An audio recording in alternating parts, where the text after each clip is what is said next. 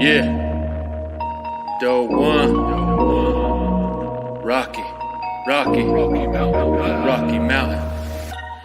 Mountain Sports Report, yeah, live and direct. Keep 'em shook, defend like Champ Bailey and Adam Foot, no joking. I'll block it out like Jokic, and now you see him blurry. Lost in the rain of threes from Jamal Murray. Oh, step up to the plate. Colorado landscape outstanding, reporting all the facts in. We out the park like black men, or better yet, Chuck Nasty. Hey, good morning, everybody. This is David with the Rocky Mountain Sports Report, 4th and 99, your Denver Bronco pregame show. Today, I'm joined by Keith. How you doing today, Keith? I'm doing great, man. How about you? Doing well. And Matt? Joined by fantastic. Matt as well. We have a good show for everybody today, but first we want to run through our sponsors really quick. We got Stoke to Fire, the barbecue superstore up in Loveland, Colorado. Any of your barbecue or grilling needs, hook up with Frank up there at Stoke to Fire. He'll take care of you. We got Avacor mobile power washing needs. So if you have any power washing needs, such as parking lots, and this isn't residential stuff, this is more commercial stuff, get a hold of Avacor and they'll go ahead and take care of your needs. And then we got Chavez Customs LLC. They will definitely put your logo on whatever you need. So hook them up, look them up on Facebook, and then Willow Seasonings and Blends. Check them out at willowseasonings.com. Get your stuff on order. If you use the code SMOKE20 through September 30th, you get a 20% product discount. All right, Matt, take it away. No, awesome. Well, first I'll start off with who's ready for a Broncos win. Well, who's not ready for a Broncos win? Of course, right. Yeah. We'll just piling them up. Especially with who we're playing. So. Perfect. Well, that leads me to my first thing. My very first question of today's segment. Is today's game most likely the biggest trap game on the entire schedule? Yeah, I mean, I was thinking back. Actually, I got in a conversation with an old buddy. I can't remember the year. It was only maybe 4 or 5 years back. We went in with the Giants. We were playing the Giants, and we were just supposed to go in there, and that was supposed to be our easy game on the schedule. And we're supposed to beat the Giants. And what did we do? We went in there and we lost to the Giants. So, yeah, this has the possibility of being a trap game just because of the expectations of it, right? We're expected to win this game. There's so many reasons why we should win this game. But any given Sunday, right? That's where we're up against, you know what I mean? Any given Sunday. So how about you, Dave? Yeah, definitely. I think this is a huge trap game. I mean, we got the Ravens coming in next week. I mean, hopefully players don't listen to the media. They say they don't, but it's so hard not to anymore. Back in the olden days, you just didn't pick up a newspaper. You didn't turn on the radio, but now it's all over Twitter. It's all over Facebook. It's everywhere on social media and this team's being, told that, well, you guys should easily beat the New York Jets. Yeah. Which, I mean, on paper they should, but we don't play games on paper. And like Keith said, any given Sunday, these are all professional football players, and all it takes is one bad day by, a Teddy Bridgewater or someone like that. And next thing you know, we're in a dogfight that we may not want to be in. No, absolutely. I mean, it's the NFL for a reason. I mean, every team has talent, whether it shows and they have a winning record or not. They're capable of winning games and being solid professionals, or they wouldn't be there. Yeah. So I do have concerns. A lot of Broncos are already looking. A lot of the Broncos fans, as well, and maybe some players, are already looking past the Jets and straight into Baltimore. And I'm hopeful that we can rein it in. With our coaching staff, they kind of get. They're feeling big-headed right now. They're on their first win streak of their, head coaching tenure. I just hope that, that they're not living too much in the moment and that they have a solid game plan come today, because the Jets are good. We don't want to be Zach Wilson's first example of why he should be a franchise quarterback. Because, I mean, the Patriots got 4 picks last week. I'm expecting 2 today at least. Yeah. I mean, It has that possibility, you know. I mean, I went down. I just looked at kind of Jets tape over their first 2 weeks. Keep in mind, they got to go up against the Carolina Panthers in week 1.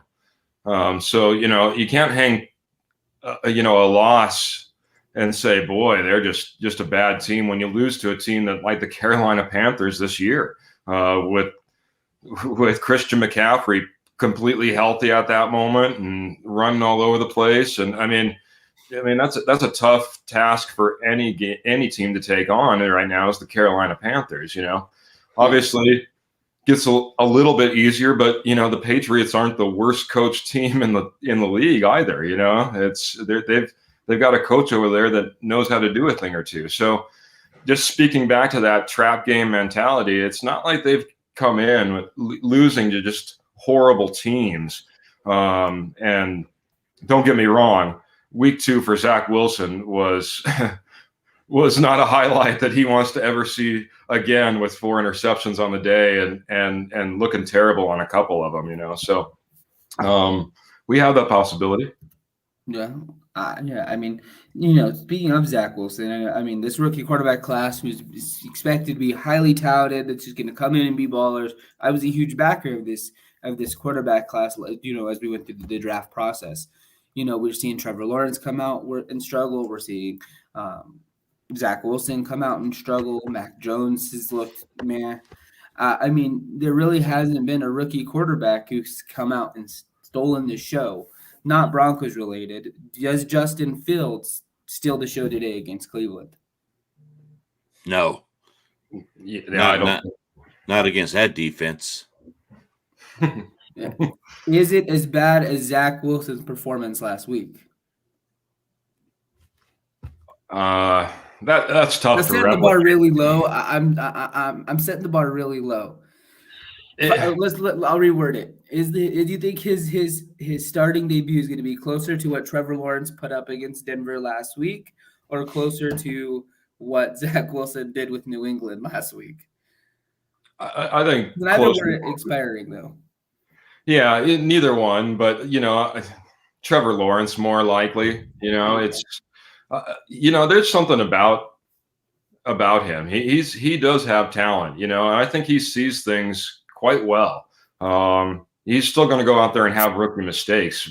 I mean, it's surprising to me. You know, Dave I know can relate to this. It used to be drafting a quarterback and putting him on the field in the same year was an absurdity. You know, no coach in the league was going to promote that. You know, if you look back into the 80s and even the early 90s, you know, it took something for a quarterback to take the field first year, unless you were just hurting at QB. I mean, you had nothing. You know, that was about the only time that you ever saw that happen. Or, you know, premier guys like a John Elway. Yeah, and it's like I've told Matt before, a lot of this is this instant gratification society we live in now. We got a first-round draft pick. You better come in and you better make an impact right now. Mm-hmm. And most players at most positions can, but quarterback is such a difficult position, and it is totally different than at the college level that, you know, it takes a special quarterback to come in and make an impact on day one now. There's going to be a lot of growing pains with these quarterbacks, and the fans don't understand that. They want these guys to just come in and hit the ground running, you know, and be throwing up, you know, Tom Brady type numbers or something. Yeah. Yeah, I mean, and I mean, it's an unrealistic expectation from us as fans to expect that. I mean, but we have seen some quarterbacks come out and play lights out as rookies. You know, you factor in Justin Herbert and Patrick Mahomes. Well, Patrick Mahomes did sit for a full year. Yep. But even at that point, that like you just highlighted, that was even a rarity for them to just sit 1 year. It was multiple years. I mean, let's look at Aaron Rodgers. He was sitting right on the bench for majority of his rookie contract before he got his shot. So it is a newer thing to just throw these guys out there and say, hey, you know, put up or shut up. Right. And I mean, I would probably argue for the most part, I would say we see more fails than we do success. I do. I mean, look at Sam Darnold. I mean, Sam Darnold was, you know, went to New York and was just thrown to the wolves, and with a bad coach in tow. And I mean, look at him now, though. I mean, so sometimes like Matt has argued with Drew Lock, maybe a change of scenery is what some of these quarterbacks that were mismanaged or not developed properly just need as a change of scenery. So, Yeah, I think the only time we've seen success with that, or that we can say relative success, is Kyler Murray in Arizona, and I think that's what's needed is what they did there. They came in, they said, we're just willing to put a college scheme and take a college coach and pair him with this college quarterback. Right. We're going to run that style of offense. The idea that you can take these college guys and just put them into more of a standard NFL system, that's where they struggle. That's where Mac Jones gets hyped, to be a top pick because of his ability to be in a pro set offense. So the instability, right? Mm-hmm. Yeah. We got way off topic for a Broncos show, guys. That's all right. We're more of an NFL show than a Broncos show. Yeah. Right, Matt? Yeah, we're definitely an NFL show. We're always looking to talk about, incorporating all of the fan base, because over on our page, we have, followers from all over the place. I mean, we've got Vegas Golden Knights fans in the NHL circle. We even got Steven Montez supporters. We got Steven Montez supporters here. Who's a backup quarterback in Detroit, which I just found out today. Yeah, Matt and I were wondering where he was at, and I thought he was still with Washington on practice squad. And how's it going, Frank? Yep, Frank is going to the game today. Oh, Frank, Frank, what do you got on the menu for tailgate today? And be sure to stop by my house after the game. Drop off some leftovers, Frank. I'm not too far, but going back to it. I mean, even they are thrusted into this pro style offense. Look at Josh Allen. It was ugly for 2 years, but but they knew it was going to be ugly for 2 years. They've invested in their coaching staff. They knew that they were not going to blow up the division. They came in with realistic expectations that this rookie quarterback's not going to lead me over Tom Brady and the New England Patriots in my first couple of years. It's going to be some growing pains. Now they've set themselves up to possibly be the super giants in the NFC East. Now that the Patriots are on the downside. Right. So, I don't think Mac Jones is the next Tom Brady. I think Mac Jones will be a decent quarterback in the NFL, but I think the Bills are going to be taking over as the AFC East rep for a while. But, so I think you're right. I think shifting towards, looking at these rookie quarterbacks today, the question will always be, did they sit long enough? Especially when it comes to Justin Fields, because we were told he was going to be sitting for the whole season. He wasn't going to be thrusted into this position unless it was absolutely necessary, which leads me to the another off the topic Bronco question. But does Justin Fields just remain the starter for the rest of the season, or do we see Andy Dalton climb his way back into it? It really depends on what Justin Fields puts on the field. I think if he puts some wins together, or he's looking like he's getting closer week by week by week, and we're getting better as a team, I could see them staying with Justin Fields. But boy, I hope the Broncos never have a media team that goes out and puts Andy Dalton as our QB1 and then goes and drafts a top 10 pick in the draft, as a quarterback too at the same time. What a debacle that was, that just sets up all this question right now, right? It would be pretty obvious if we just went in and we thought it was an open competition. Andy Dalton maybe won out. Now he's hurt. The team isn't doing well. We insert Justin Fields. But now Andy Dalton was supposed to be your QB1. So Andy Dalton wants to be the QB1. So it becomes a bigger issue more in the coach, because of that, in the coaching room, you know what I mean? I think the fan base, for the most part, will tell you they want Justin Fields. So back to Dave's point of instant gratification. They just want to see these kids come out and dominate, and the probability of it happening is not high. I just think it hurts his development, especially with a coach like Nagy. Yeah. When Dalton's healthy, I think you put Dalton back out there, and let Fields learn a little bit more from him. And that offensive line in Chicago is not good. And you don't want to have Fields out there and risk getting him, a Joe Burrow type injury or something. Yeah. Yeah, I mean, and that's another thing. I mean, Nagy was often credited as one of the biggest reasons why Patrick Mahomes developed. He was there with him in Kansas City, working with him one-on-one, in that Andy Reid system. And then once Pat Mahomes got his shot to shine, he shined, and that's what got Nagy this job in Chicago. Yeah. So I think he's a good quarterback coach, but if he's being rushed to do it, then we run into the whole Drew Lock situation. Is this rushed development? And then the instant gratification fans, which I will label myself in that field because I want to see them perform well. I mean, it's the NFL. We all want to see wins. But Yes. Then we see their development train get completely derailed, and they end up in a situation like ours. But as of right now, our situation isn't looking too bad with Teddy Bridgewater, 2-0, leading the NFL in multiple categories, which I think finally leads us into our segue into the Broncos part of our show, which will take up a bulk of it.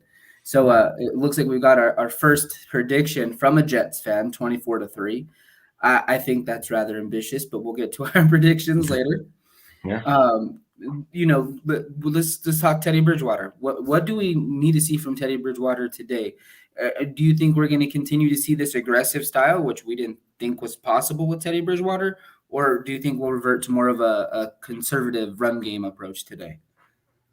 Go ahead, Keith. Kind of in between, I guess, is where I would be. I don't think we're going to see super aggressive. I don't think, leading the league and downfield passing yards is going to be what we see. Going back to Ty and his comment of 24-3, the one thing that looking through tape, they have a tough defensive front. They have a defensive front that can really interrupt the offensive line. And because of that, I think what Teddy needs to be this week is a distributor, like he has been. He has been, yeah. Nothing big, nothing pushing down the field. I don't know if we'll always have the time to be doing that. But I remember going in before halftime, about halfway through the second quarter, and I think in the first game, and we'd already had passes to 9 guys. Mm-hmm. Yeah, and that's the type of game that I think that we need to see from Teddy Bridgewater to be successful today. All right. I'm going to switch up the question a little bit for you, okay. Dave. So one thing so Ty here, he's a Jets fan. I want to focus on this last piece of his comment here. He says he's a game manager that can throw deep. So we all have been hindering this arm. But what we've seen throughout the first 2 weeks of the season is an NFL leader for passes thrown north of 20 yards. Right. Do you think maybe when he first came on, we misjudged his arm strength, and maybe it's better than what it is? Because he's been relatively accurate on his deep ball. Well, I think it was, and I'm one of the people, who question Teddy's arm strength, and he didn't do it a lot in Carolina, and I think a lot of it was because of the injuries that he had. But if you go back and look at New Orleans, they stretched the field there, But I still think Teddy, his biggest thing is hitting these underneath routes, and letting the receivers get the yards after catch. That's where he's really going to excel. I still think I want to see more of the same. I want to see the same style game plan we've had. Let's take our shots downfield, but let's make them calculated risk, I don't want us to just go out there and go bombs away, because that's not the kind of quarterback that Teddy Bridgewater is, I agree with Ty. He's a game manager, and we've seen it through 2 games. He has taken care of the ball. He has not turned over the ball. He's smart with it. He knows how to move in the pocket. Just like Tom Brady, apparently, He's on the same level as Tom Brady with pocket awareness. Yeah. One thing I do want to see, and this is sort of on Teddy, is I want us to go into the half with a bigger lead. Yeah. I don't want the game to be close at halftime. This is a team that we should be able to go out there and dominate from the get-go, and maybe go into the half with a 10 or 13 point lead. And I do think that's completely possible at this point. especially, and I'm wondering, is it going to be more of Teddy is thriving, or is Teddy capitalizing on positions the defense is putting him in? Because of what we've seen, the turnover bug the last 2 weeks from New York. And, hopefully they can put us in some positive situations that will allow us to kind of cushion that lead. Something that we haven't really seen from this defense yet. We've seen a couple turnovers, but nothing really to flip the field or to really push the agenda of like putting up the points for the offense or putting any points up themselves. That's something that that Denver wanted to focus on, was putting up defensive points. So getting the turnovers inside the opponent's red zone, and possibly getting points from pick sixes, fumbles, and stuff like that. That was Von Miller's goal that he listed out. He wanted at least to see 2 pick sixes, he said, in the first 6 weeks. So we haven't seen that yet. Hopefully we'll see that. I mean, going back to Teddy Bridgewater, though, this is a beaten down and inexperienced secondary today that he should be able to take advantage of. They lost, I think, their top two, their first and third corner. They've lost to injuries, or they just haven't been playing well either. The ones that have stepped in, Marcus May, their safety, he's a top 10 safety in the league, but he can't cover everybody. I have a feeling he's going to be busy with Noah Fant today. Well, and I think that's where you also establish that running game and sort of take him out of coverage and make him sneak up or for run support. I think you're a mind reader today. If you keep you're segueing me right into the next question, man. It's going perfect. So, which leads me to the next part. I think the run game will be the challenge today, and this is going to be why. I mean, Ty here points out they have a solid defensive line. They got Quinnen Williams, they got Frank Myers. But you take a step back, their linebacking core is pretty awesome too. They got C.J. Mosley back there, who's been known to be all over the field. I mean, he wasn't the highest paid inside linebacker at one point for no reason, and there was a reason Vic Fangio wasn't hot pursuit of him when the Jets signed him. Yep. So I think the run game may be a difficult task today, as their front seven is pretty stacked. So what do you think? Let's look at Melvin Gordon. Melvin Gordon didn't do as well as he did week 1 last week. Do we see him kind of bounce back, or is this finally the game where we see Javonte Williams take that step and be permanently solidify himself as RB1, because he keeps the carries are in his favor as of last week? I'll let you go, Dave. Unless you want me to go. No. I think that, Melvin Gordon, this thing is slipping away from Melvin Gordon, in my opinion. You were the incumbent. You came in. You were the number one guy, and the carries have been equal.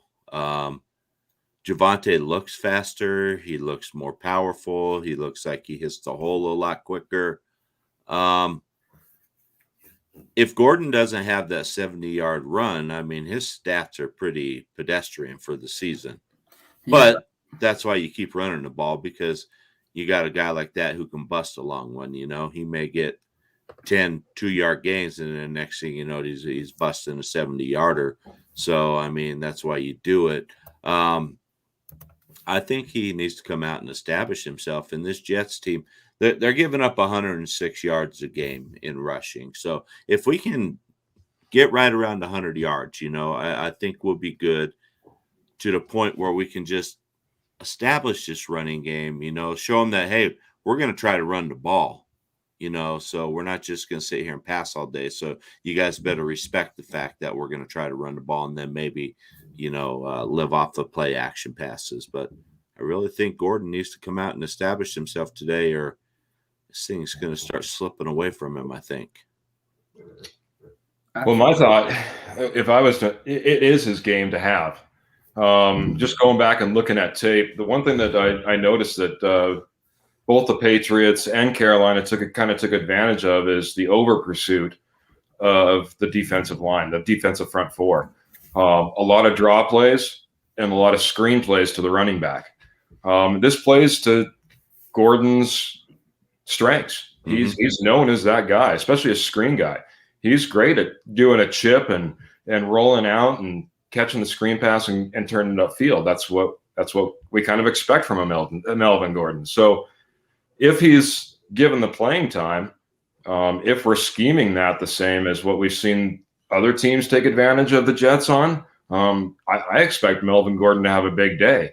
If he doesn't, then absolutely, then it's probably the kind of the ending of the spell of Melvin Gordon being RB1. I'll agree with Dave completely on that. It's his game to either take that back or start losing it even further. And you got to remember, we have guys that'll be coming off IR here pretty soon that'll also be capable of receiving out of the backfield, much like a Melvin Gordon. Right. So. Absolutely. So, I'll focus on the stats really quick. And I know stats are kind of a hit or miss thing because stats don't describe what happens on the field. But essentially right now, Melvin Gordon sits at 24 attempts for 132 yards. You take away that 70-yard run, that's 24 attempts for roughly 60 yards, 65-ish yards. Yeah. So, that's less than 2.5 yards a carry. Right. So and that doesn't cut it in the NFL. Mm-hmm. That is horrid. Not for $8 million a year. Right. And what's Javonte Williams? 27 attempts for 109 yards and about 4 yards per carry. See, and that's what you're looking for, Yeah, that's closer. I mean, he's had some medium range. He hasn't busted a long one, He's had some, 10 to 15-yard runs, but other than that, I mean, he hasn't gone out and padded his stats with a huge 70-yard run like Gordon has. No. And I think he did stay on his feet. What do you have, that 12-yard run last week that he was hit and it looked like he was down at about 5-6 yards, stayed on his feet and got the 12 we needed for the first down. Yeah. That was a believer in me moment. He looked fantastic. He just does not go down. I know he's known that way in college, but to get that to translate all the way to the NFL and not start giving up the ball or anything like that, Javonte looks fantastic, obviously. So it's Gordon's game to lose. Gordon's game to lose.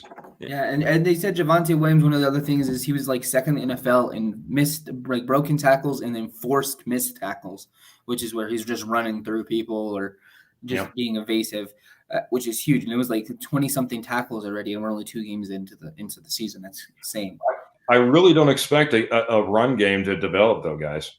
From what I saw, unless we really go to the draw play, which I haven't seen a whole lot of in our offense and that we've schemed, I don't think this is the game against that front four that we see holes opening up, not against our front line. You got to remember, we do, and I know we might get to injuries a little bit later too, but we have an injury on the front, as well. I mean, I know it's not our number one loved guy on the offensive line. I think we can't live without him.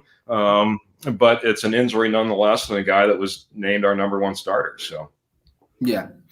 Speaking of that, let's go into the offensive line. I mean, we've seen them be improved from last season, but we're still seeing struggles. We've seen Bowles kind of get beat a few times, but he's been able to save himself to prevent a sack, thankfully. Bobby Massey's been playing well, but could be playing better. Dalton Reisner has continued in what we would hope would be him continuing improving. It's been rather meh. Cushenberry, though, is blown away and been playing fantastic football. And then we get to that right guard spot where Glasgow, was playing about how as well as Glasgow does until the heart issue. And then Moody came in and played fantastic last week. So with this front four, we're going to see Reisner be tested. We're going to see Cushenberry be tested. And we're going to see whoever's rolling out as the starting guard for Denver be tested. Quinnen Williams is a monster. Well, and I do believe it is the front seven. I mean, our guys need to get off their initial blocks and get to the second level, for this running game to be successful.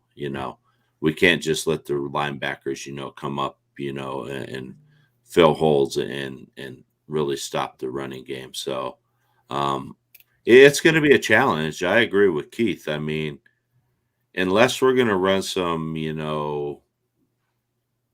draws and I think make the screen game an extension of our running game, Correct. to maybe get these defensive linemen thinking and not just charging upfield. So let's see how Pat handles it. We all have faith in Pat, right? That he can change his game plan. Speaking of, running backs, looking at the running backs as pass catchers, Teddy Bridgewater just completed 7 passes to running backs for a little under 60 yards. With Melvin Gordon getting 5 for 55 and Javonte getting 2 for 1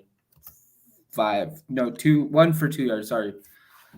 So, lied. 2 for 6 yards. So, yeah, right about 60 yards off of 7 passing attempts. That's not terrible through 2 weeks, but it could be better. It would be nice to see a running back screen be utilized. I think Melvin Gordon would be very well used in that type of system, as well as Javonte Williams. We heard Teddy Bridgewater call him Alvin Kamara, so let's see him get used in the passing game, Teddy. So maybe that's one of my things for Teddy today.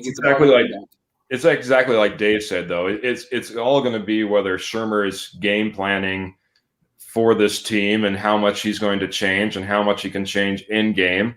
We've done better than we've done in years past, in my opinion. I feel like maybe he just feels a little bit more comfortable with Teddy and the veteran leadership that he has to go out there and start mixing things up throughout the game or at halftime. But I have seen changes in the game plan from us and things that if someone was talking about, hey, we need to I want to see a big lead. Dave was talking about that. I want to see a big lead, in this game. I don't think correct me if I'm wrong, we haven't scored the first points in either of our first 2 games. No, we have not. So, that speaks to that. And also kind of that adjustment that we've been making, because when we look at the end of games, we don't feel like it was a close game. It was a tight game. We end up winning by, 2 scores in most situations, right. or just, so I think it's part of that, hopefully we have that today. So, yeah, I hope so. To make it happen. Yeah. I mean, and the thing about the Jets, the Jets defense is not horrible. They're ranked 9th in the NFL total yards, they only give up 22 points a game. So it's not like this team's letting people just score at will on them. So I was watching the Jets Carolina Week 1 highlights.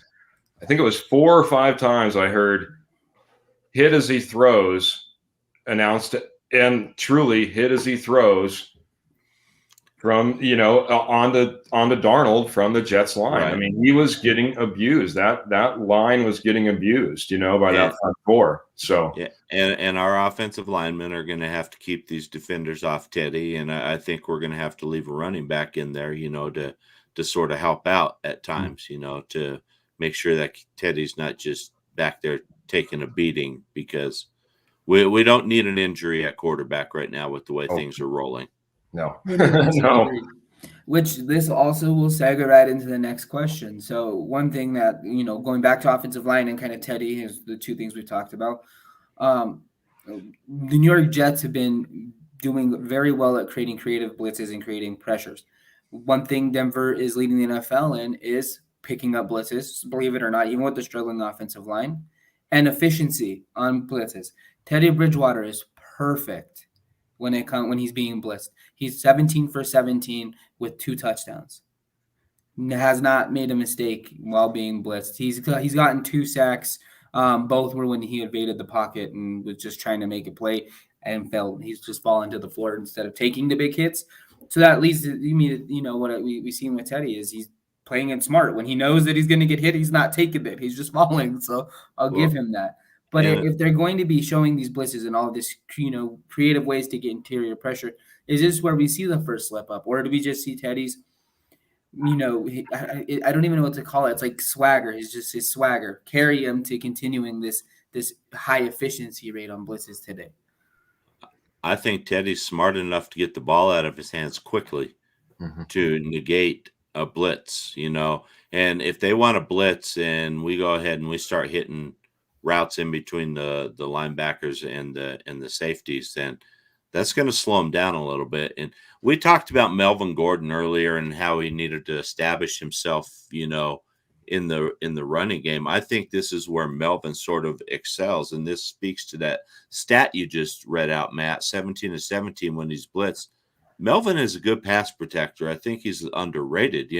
I think he has an advantage over Javonte Williams there. I'm not saying Javonte Williams can't be good at it, but he's just young right now, and still learning to identify where blitzes and stuff like that are coming from. And I think Melvin Gordon really helps out in situations like that. Last year we saw Philip Lindsay, the guy struggled, and that's part of the reason he didn't play, because he was horrible in pass protection and in the passing game. Yeah. And that made us that's one of the things I love about like our system this year, maybe in comparison to last year's. I know this is a little bit different, get a little bit off subject, but we were so predictable.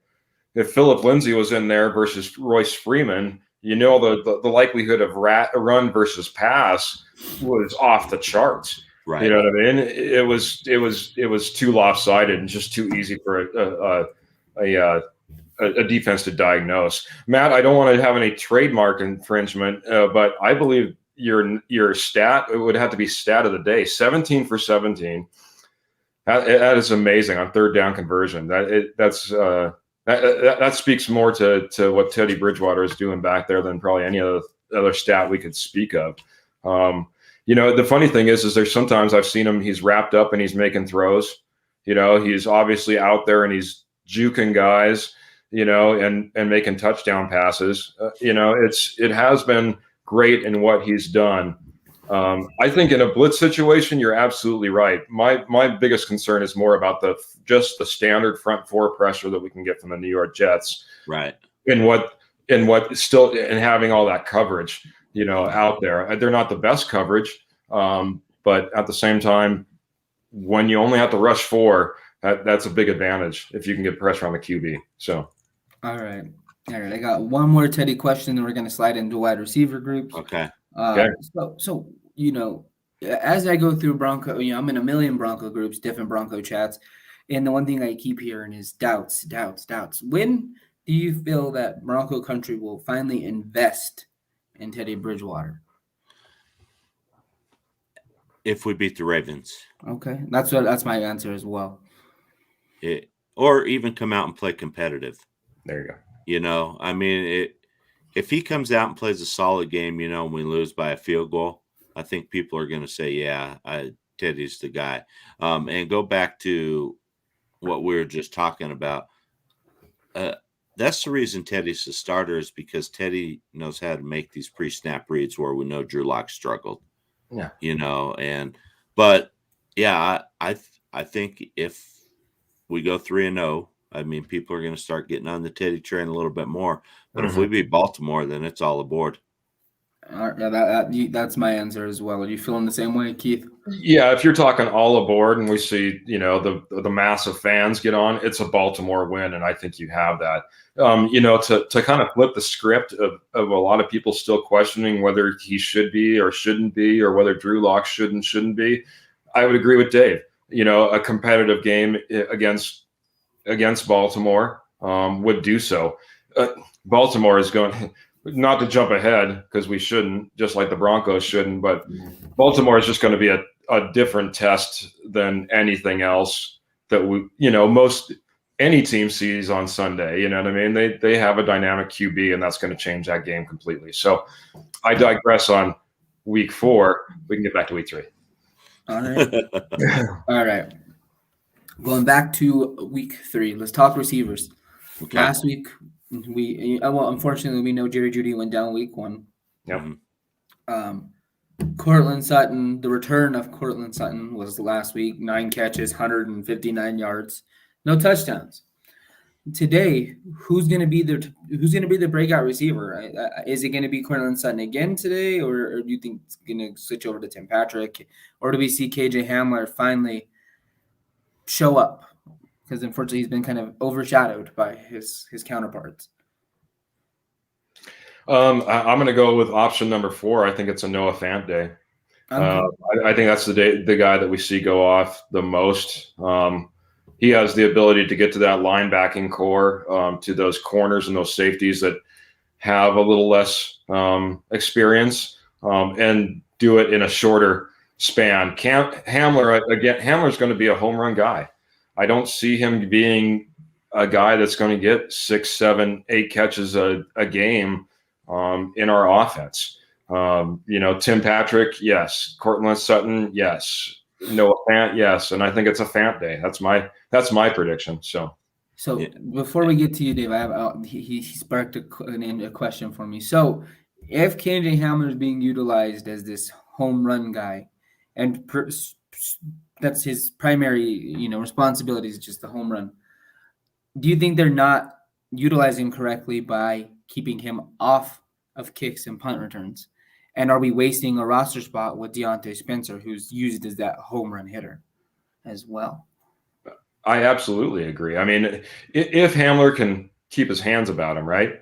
Mm-hmm. That's my biggest thing. Maybe that's why he's not back there handling returns. You know what I mean? He's not been known to always have the best hands when trying to hit those home runs down the field. So, fair point. I didn't get to see any training camp of punt return guys, and Deontay Spencer's been, if nothing else, has been solid for us. Something that we didn't have for years and years and years. So, boy, I would love to say yes, put Hamler back there, but at the same time, maybe it's just something that they didn't like in training camp, and that's why we see Deontay Spencer.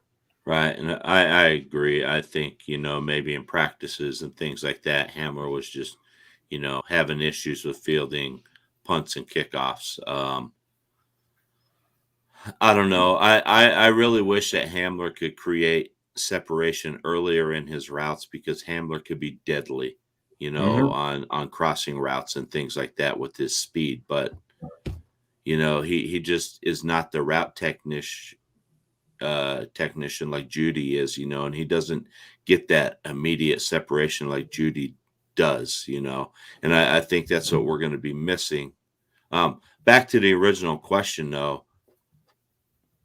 I think Sutton has another huge game today. I mean, Ty has even pointed out, if Bryce Hall's on him, I think Sutton should be able to eat him up. I think Sutton now is also on a crusade to show everybody, I'm the number one receiver on this team, because there's been so much talk in the media and everything else that, Sutton, he's not the same guy anymore. And I think it took that first game for him to just get out there and get it into his mind that, what, I can go out there and I can trust his knee.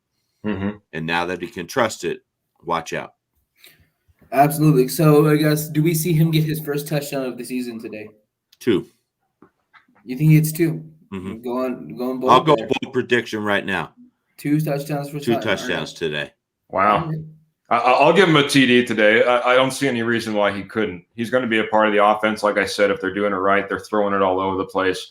Anybody has a chance. And if that's the case, Sutton has just as good a chance as any other receiver on the field to go into the end zone. So I think Sutton is going to make his presence in the red zone, because I think our tight ends have been sort of disappointing in the red zone. Mm-hmm. So let Sutton use his big body, and throw up some balls that only he can get. I like it. Absolutely. Yeah, the other thing with Sutton, not only is this his kind of return from injury and trying to establish himself as wide receiver 1, it's also his contract year. So he's got to make that statement. If he wants to be paid as a number 1, then he's on borrowed time to make that happen. He's got a few games left to establish himself as a clear-cut number 1, so he can get paid like a clear-cut number 1. It's a good motivator. And he's the veteran in the locker room, not in the locker room, but in that group room. Yeah.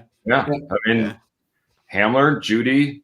I mean, there's nobody in there. Noah Fant. I mean, there's nobody in that receiving room that's gonna. That's the veteran guy for us. Yeah, I mean, Tim Patrick, I think, is the only one that has more experience, but at the same time, though, how much of that experience has been starting?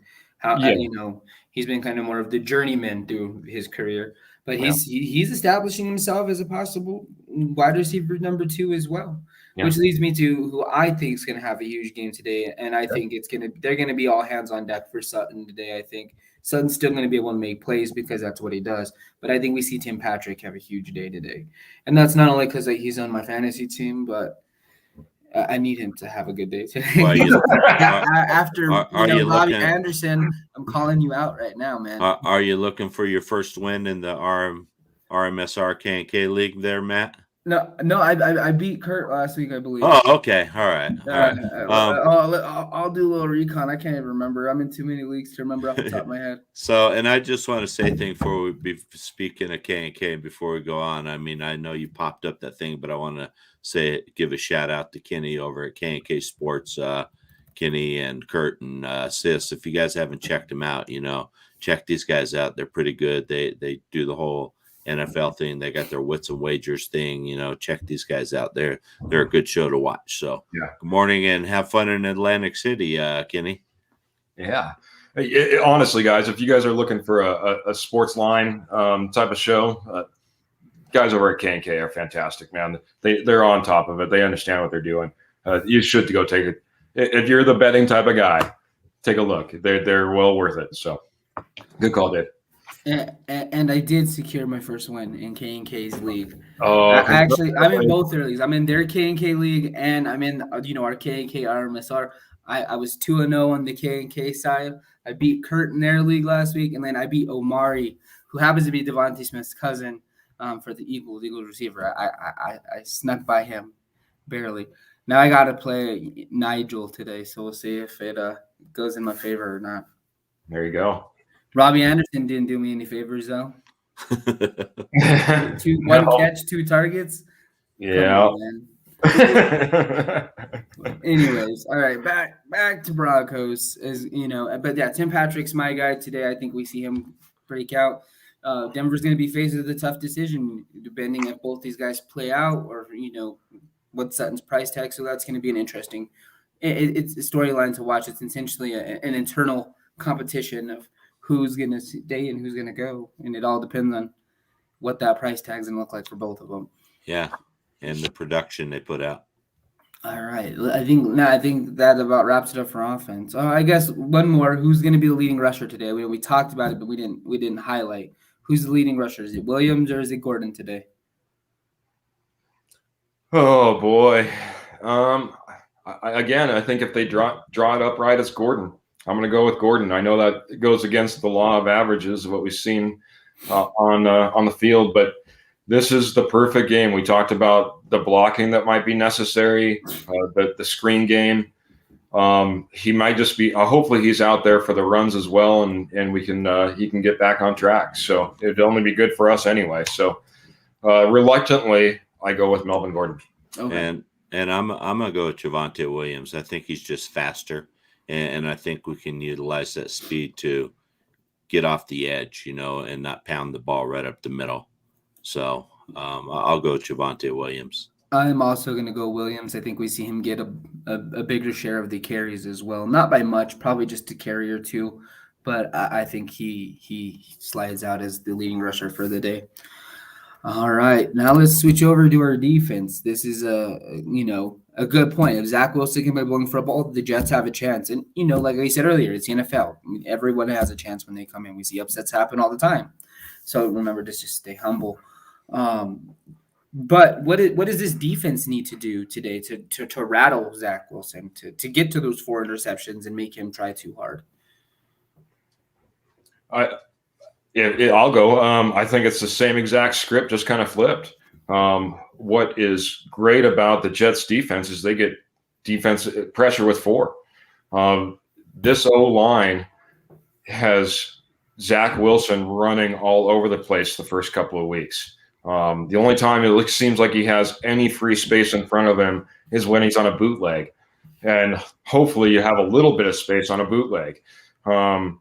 If we can get our front 4 to go off, that flips the script completely, because everywhere behind there we have opportunities for turnovers at that point. So yeah, Zach Wilson's been sacked 10 times this year. Yeah. And we need to continue that trend. I agree 100% with Keith. We need to put pressure with 4 guys. Occasionally let's bring a blitz and just confuse the rookie. Sure. but we should be able to get home with 4 guys against this offensive line. If we can't, then I'm sort of concerned. So yeah, no, absolutely. Just to go over, we'll kind of do a breakdown of their offense real quick. Offensive line: George Fant, average. Elijah Vera Tucker, I have actually had pretty high hopes for him, but he's a rookie essentially. Yeah, right. Conor Mcgovern, we're all familiar with what the Conor Mcgovern woes were here in Denver. Right. Greg Van Rooten, never even heard of him, so I'm assuming below average. And Morgan Moses, who's been benched more times than I can remember, coming over from Washington. He was in San Francisco, I think, last year, though. But it's a really below average offensive line. And, with our front four, Draymond, Shelby, Purcell, maybe he could take advantage of Conor McGovern. We need to see him still kind of bounce back. And Malik Reed, it sounds like he is going to play today. They should be having a field day with that offensive line. Right. Yeah. See another multiple sack day from Von Miller. Yeah, it should. He's got to get back on pace to catch up to Chandler Jones. So no, I mean it sets up perfectly from a defensive standpoint for us to have a dominant day if we can get that pressure from the front four, like we've seen other teams do to the Jets so far. So I'll 100% agree with you, Dave. It's something that we haven't seen a lot of so far from Denver. When we haven't seen just rattle the quarterbacks. It's certainly not with our front four. So going up against such a weak offensive line, I'm sorry, Jets fan, Ty, I know you're a Jets fan, but going up against that weak offensive line, we need to have this day. If not, it's concerning going down the road. Absolutely. And then, okay, so just I feel bad for the more we look at this Jets offensive roster. I just feel more and more for Zach Wilson. I mean, he's got Corey Davis, who at one point was a borderline All-Pro wide receiver. I mean, he's still relatively young and can get back to that form. Jamison Crowder, who has been a fantasy darling because he's been their only target for a long time, but he's battling injuries. Denzel Mims hasn't quite lived up to what they wanted him to be. Braxton Berrios has never been, I'm pretty sure if I asked either one of you guys know Braxton Berrios, it's very unlikely because he was their kick returner forever, not a receiver. Now he's been thrusted into being a receiver. Yep. And he's our number one guy too. Yeah. Yeah. So Berrios has been kind of a journeyman. This is I think his first year with them, but he's been a punt returner forever. Wow. And then that's their start. And then unfortunately, their running back room doesn't get much better. They got Tevin Coleman, but Tevin Coleman's been a shell of himself for the last 2 years after his injuries in San Francisco. Yep. And then Michael Carter, Javonte Williams' counterpart at UNC from last year. Michael Carter, I mean, he's got the same potential as Javonte Williams. I would say maybe not as much, but he's a promising young running back if he can stay healthy. But man, that's just a depleted roster. And then, of course, Mekhi Becton, their tackle. Unfortunately, he's out for significant time with the leg injury. So and with such a porous defense or offensive line, I mean, the Jets are averaging a little over 4 yards a carry as a team. So that's where we need to get on them, and not let them run the ball. Let's get ahead of them and put the pressure on Zach Wilson so he has to throw the ball. And that's pretty much been the game plan. I mean, it's 70-48 in play distribution, 70 passes, 48 runs. So you get the Jets behind, and then they have to start throwing the ball. And Zach Wilson's just not ready for prime time yet. Yeah. I mean, that leads me to the same question we've had, though. And, I mean, I get it. This is Saleh's first year. They were trying to navigate who was staying, who was going, and there's going to be some more turnover as he advances in his head coaching career. But I mean, is it more of Zach Wilson's the problem, or is it more of just Zach Wilson doesn't have anything around him? The Sam Darnold complex. Yeah, I'm not gonna blame Zach Wilson. Especially 2 games in. I mean, we talked about the offensive line, and that's the worst thing for a young quarterback is to not have an offensive line. 100%. can allow you to stand in the pocket. I mean, poor Zach Wilson's running for his life back there. Yeah. And I anticipate him to be running for his life again today. Fingers crossed. Unfortunately for him, fortunately for me. Right. But go ahead. The one thing that and I wonder, and maybe you guys, I'll pose this to you. At what point Zach Wilson is known just as much for his legs as he is known for his arms? But I watched 2 games of tape now, and they are not allowing him to take off down the field at all. And it's pretty obvious.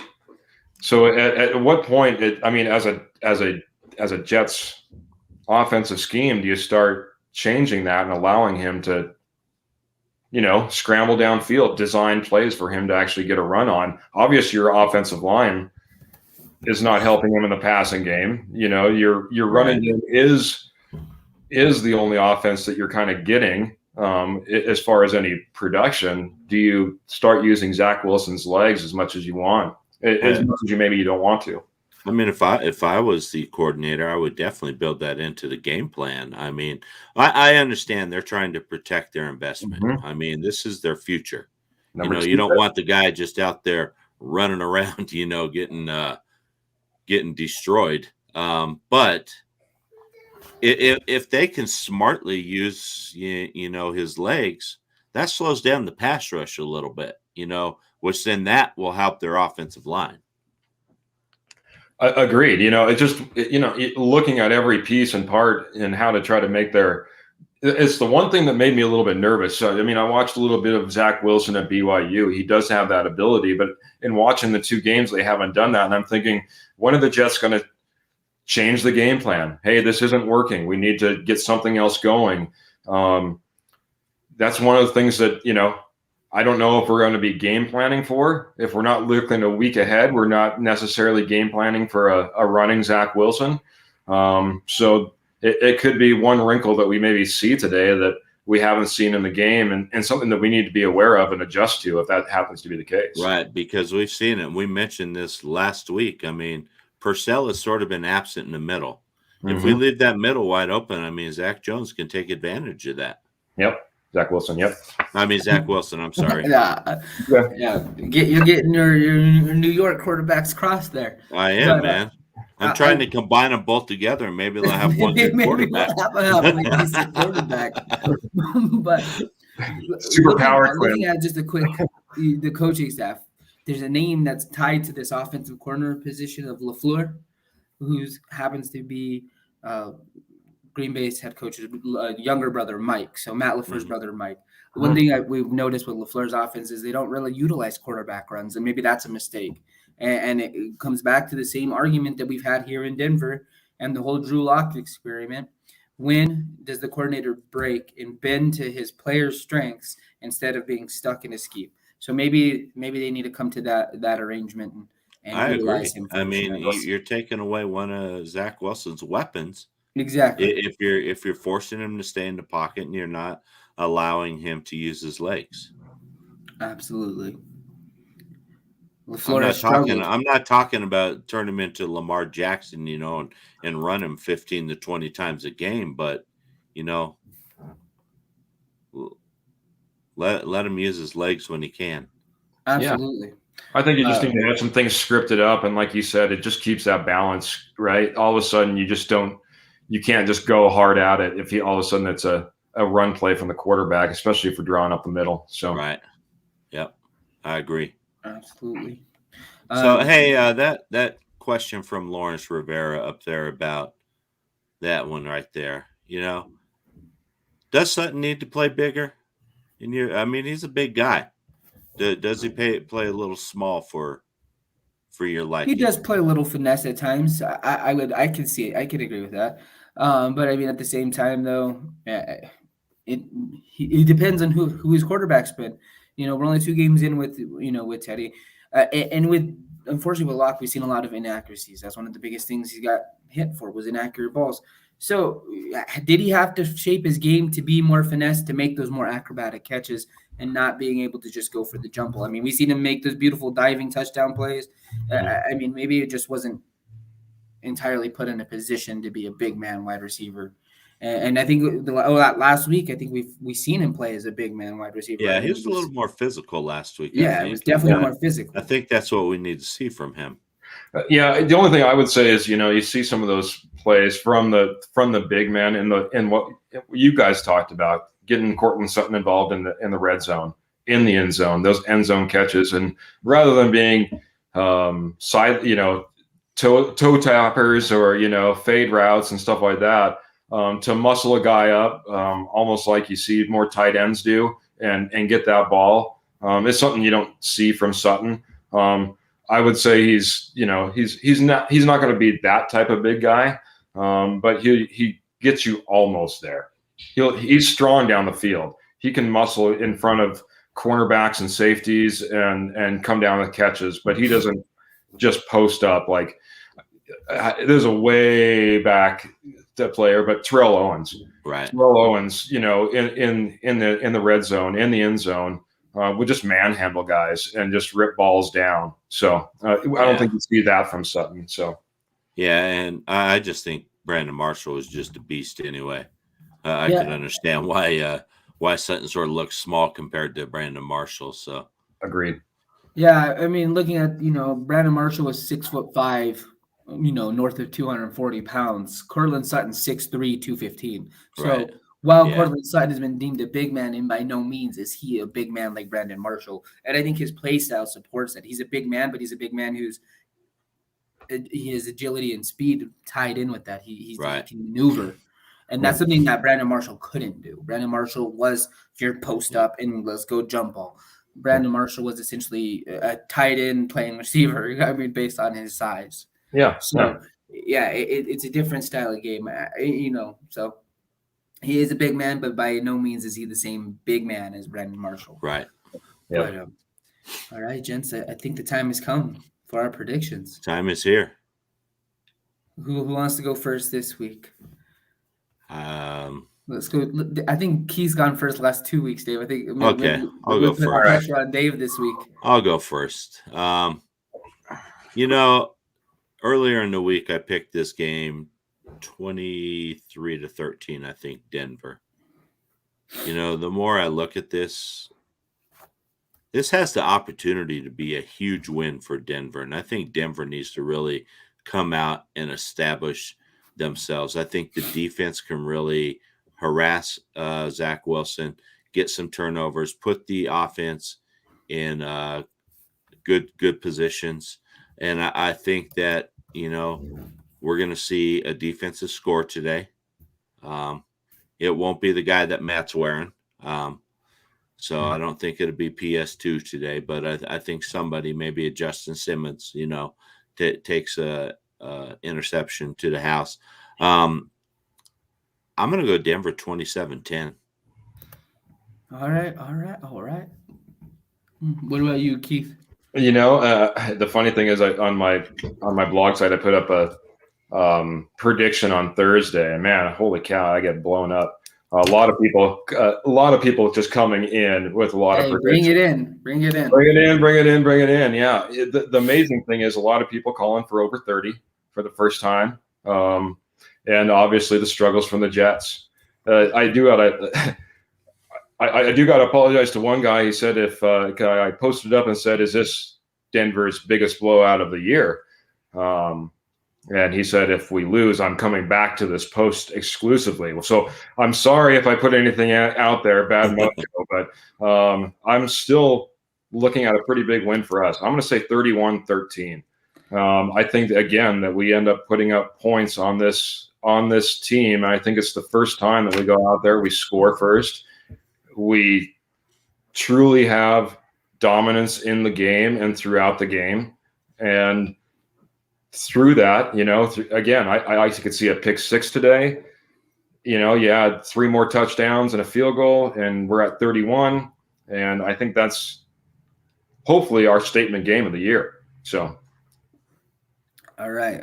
Matt, what do you think? I've been going for the Broncos to lose? No, absolutely. Okay. No. I've been going 31-13, 31-14 the last 2 weeks. I'm going to switch it up a little bit. I'm going to go Broncos 34, Jets 14. Okay. Wow. So we all got the Broncos covering the 10.5-point spread. Yep. When is the last time the Broncos have been the highest spread of the week? I'll have to go back and look. I don't know. It's probably been about 5 years. It's been a while. It's been a minute. So, but this week, Denver is the biggest spread out there at 10.5 points. Wow. So, well, let's hope they rise to the occasion. And this is, hopefully they do. Star of the game, really quick, everyone. Well, if I'm going to go ahead, and I've been calling it all day, I'll go with Melvin Gordon. I think if they game plan it, I think it's a surprise day, and he gets back on track. I think we're looking at probably 120 yards on the ground, and maybe another 30 yards on the through the passing game, and put one TD for him. So, okay, and I'm going to go Cortland Sutton. I'm going to say he's going to have 10 catches, 117 yards, 2 touchdowns. Big day, big day. Whew. I'm going to go on the other side of the ball. Ooh, I like it. And I'm going to take – I'm debating between two right now. I'm gonna go with our boy Vaughn. I think this is another game where he can just wreak havoc. I mean, it's setting up for him to have a great game. So I'm going Vaughn. Is this another quarterback he can give PTSD to? Possibly. I mean, I don't know. I think Zach Wilson may already be living in PTSD right now. I mean, 10 sacks in 2 weeks. I mean, that breaks down to 5 sacks a game so far. Yeah. So if we can continue the trend of 5 sacks a game, hey, we'll take it. Yeah, definitely. So. Well, I'll tell you what, it certainly has. He has that possibility, man. They've been talking about switching sides with Malik Reed and Von Miller still all this week. With the tackles that they have, that could definitely be a two sack day. 2 to 3 sacks would be nice.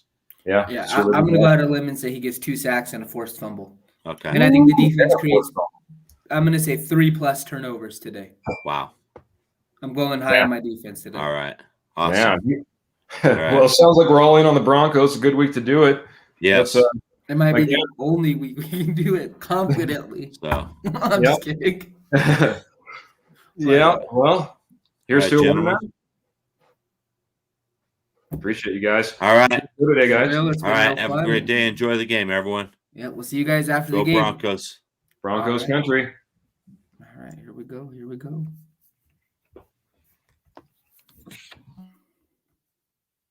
You too, Lawrence. Have a great day. Go Broncos.